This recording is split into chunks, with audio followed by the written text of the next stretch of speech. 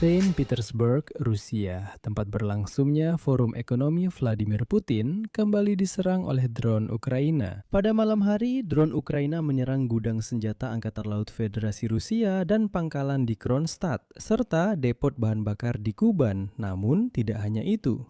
Secara keseluruhan, puluhan objek di Rusia dan di wilayah Ukraina yang diduduki menjadi sasaran serangan. Dan yang penting, serangan-serangan ini bertepatan dengan peringatan dari Volodymyr Zelensky. Sekarang sudah jelas alasannya. Zelensky secara terbuka mengajukan tawaran perdamaian kepada Vladimir Putin. Segera setelah Putin menolak untuk bertemu secara langsung, Zelensky mengumumkan gelombang serangan besar-besaran ke Rusia. Dan di Kementerian Luar Negeri Ukraina menyatakan bahwa Vladimir Putin telah melewatkan kesempatan terakhir untuk mengakhiri perang ini tanpa konsekuensi besar bagi Rusia. Dan segera setelah itu, drone dan rudal mulai menyerang Rusia.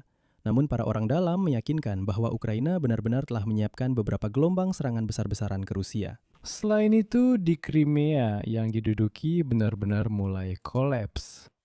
Drone Ukraina berhasil mengambil kendali tembak atas jalur logistik penting milik penjajah di wilayah selatan yang diduduki.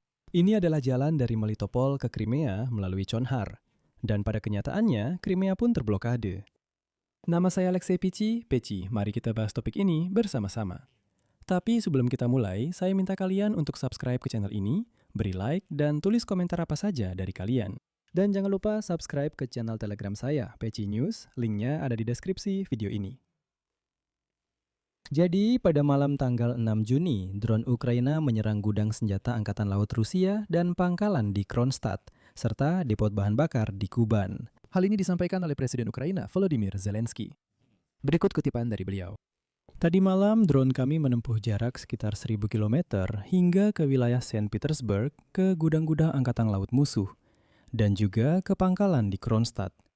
Selain itu, serangan jarak jauh kami menempuh sekitar 500 km ke wilayah Krasnodar dan menghantam depot minyak. Serangan ini adalah hasil kerjasama antara militer Angkatan Bersenjata Ukraina, SBU, dan Direktorat Intelijen Utama. Serangan terhadap wilayah Rusia dilakukan karena pemimpin Rusia ingin berperang, sehingga Ukraina pun melancarkan serangan sebagai balasan atas agresi ini. Rusia harus mengakhiri perangnya dan berhenti merenggut nyawa. Segala bentuk pemerintahan yang tidak adil, termasuk terhadap Ukraina, akan menerima jawaban yang adil. Terima kasih kepada para prajurit kita atas ketepatannya. Nah, di sini, sebelum membahas secara rinci semua konsekuensi dari serangan-serangan ini, saya ingin menarik perhatian Anda pada retorika Presiden Ukraina. Kemarin malam, 5 Juni, segera setelah jawaban Vladimir Putin atas surat terbuka Presiden Ukraina yang menawarkan untuk mengakhiri perang dan bertemu langsung, Zelensky menyatakan, kutipannya, sayangnya pihak Rusia kembali memilih perang. Semua orang mendengar jawaban hari ini. Jawabannya lemah. Dia memang tidak ingin mengakhiri perang. Putin tidak ingin mengubah apapun dan mengakui bahwa perang hanya menguntungkan dirinya dan lingkarannya yang mengambil uang darinya. Artinya, Rusia harus memiliki lebih sedikit uang dan tekanan terhadap Rusia harus lebih besar. Dan saat itu juga, Volodymyr Zelensky melakukan apa? Mengumumkan serangan baru ke Rusia. Katanya, kami, Ukraina, sudah menawarkan perdamaian kepada Rusia. Kami sudah menawarkan pertemuan, Rusia menolak. Itu artinya, Ukraina hanya akan meningkatkan serangannya ke wilayah Rusia dan akan membakar habis logistik minyak Rusia supaya mereka tidak mendapatkan uang. Bahkan, hari ini Menteri Luar Negeri Ukraina, Andriy Sybiga, menyatakan bahwa diktator Putin telah melewatkan kesempatan terakhir untuk keluar dari perang yang gagal baginya. Menurut Sybiga, penolakan Putin adalah kabar buruk bagi rakyat Rusia, karena situasi bagi Rusia hanya akan semakin memburuk. Berikut kutipannya. Kerugian di medan perang akan terus meningkat. Kegagalan akan menjadi semakin memalukan. Ekonomi akan semakin tenggelam ke dalam resesi. Akan semakin banyak lapangan kerja yang hilang, pajak akan naik, dan inflasi akan menghantam lapisan masyarakat yang paling rentan. Di Federasi Rusia sudah tidak ada lagi tempat yang aman yang bisa luput dari serangan jangka panjang Ukraina. Mulai sekarang, intensitas serangan akan terus meningkat. Oleh karena itu, sekarang sudah lebih dari jelas mengapa Zelensky mempublikasikan surat terbuka ini. Ini adalah surat kepada Putin yang berisi seruan untuk perdamaian. Sekarang, setelah Vladimir Putin menolak dialog secara faktual, dia secara langsung mengatakan, saya tidak ingin bertemu. Saya ingin denazifikasi, demilitarisasi, mencapai tujuan melalui cara militer, dan sebagainya. Setelah penolakan Putin ini, Ukraina mendapatkan kartu putih penuh untuk melakukan serangan besar-besaran ke seluruh wilayah Rusia. Dan jika rakyat Rusia tidak puas dengan serangan-serangan ini, sekarang mereka tahu persis siapa yang menolak perdamaian. Itu adalah Vladimir Putin. Begitulah permainan berlapis-lapisnya. Sekarang mari kita bahas konsekuensi dari serangan malam itu. Telah dikonfirmasi bahwa setidaknya 7 objek terkena, ditambah lagi kilang minyak Tiumen terbakar. Dan itu hanya yang berhasil dikonfirmasi. Dan apa yang akan saya sebutkan selanjutnya, itu belum termasuk gardu listrik dan target-target lain yang kurang signifikan di sana. Target utama dari serangan itu adalah wilayah Leningrad. Pada malam tanggal 6 Juni, pasukan pertahanan Ukraina melancarkan serangkaian serangan sukses terhadap fasilitas tempat amunisi disimpan. Sedang dilakukan perbaikan dan memastikan kesiapan tempur kapal-kapal Federasi Rusia di Laut Baltik. Serangan dilakukan terhadap gudang amunisi ke-15 Angkatan Laut Federasi Rusia di wilayah Leningrad di Pangkalan Angkatan Laut Kronstadt. Dan berikut pernyataan dari SBU, kutipan. Operasi khusus semacam ini melemahkan armada Baltik musuh. Objek yang diserang digunakan untuk penyimpanan amunisi, perbaikan, dan mendukung aktivitas tempur kapal-kapal. Kerusakan fasilitas-fasilitas tersebut mempersulit logistik musuh, menurunkan kesiapan tempur armada, dan membatasi kemampuan Rusia untuk beroperasi di kawasan Baltik. Selain itu, depot minyak Peterhovskaya juga terkena serangan yang terletak di kota Lomonosov, Oblast Leningrad. Secara khusus, telah tercatat adanya hantaman, ledakan, dan kebakaran di fasilitas tersebut. Serangan juga dilakukan terhadap terminal minyak Nest di Neste, kota Lomonosov, Oblast Leningrad. Terminal tersebut terbakar.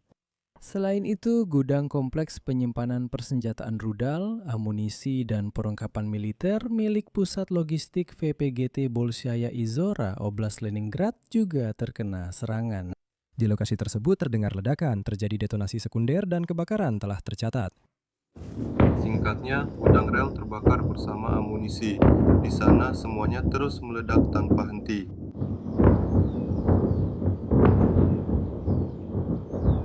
Lihat, kaca-kaca bergetar, pokoknya semuanya bergetar.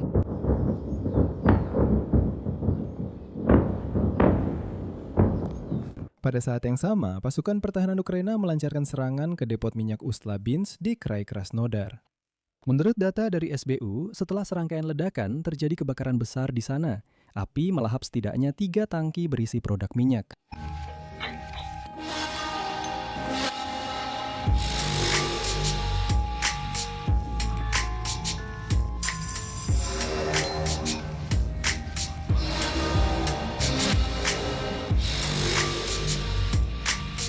Subtitle ditambahkan oleh Dima Torzov.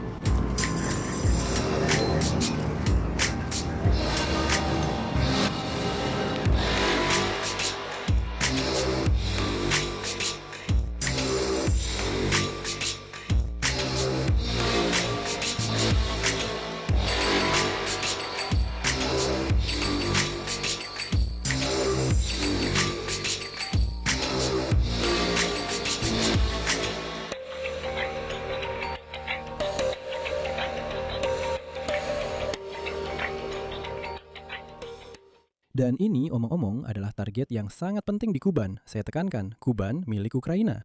Karena justru depot minyak inilah yang telah diserang merupakan simpul logistik penting untuk penyimpanan dan pasokan bahan bakar bagi pasukan Rusia di arah selatan dan timur. Dan ini sekali lagi merupakan bagian dari strategi yang lebih luas dari Angkatan Bersenjata Ukraina.